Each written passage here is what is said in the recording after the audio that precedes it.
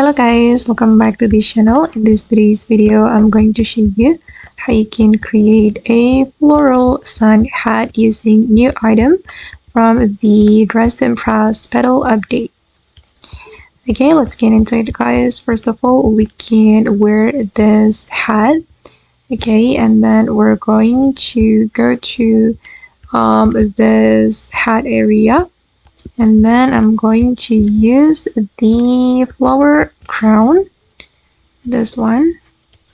Okay, and we're going to remove the spikes like this. And the last one, we're going to use this bonnet. Okay, and then I'm just going to color it red. Okay, like this. And then this is the final result. Okay guys, and that's all the way to create floral sun hat and Dress to Impress. I hope this video will be useful for you. Thank you so much for watching and bye.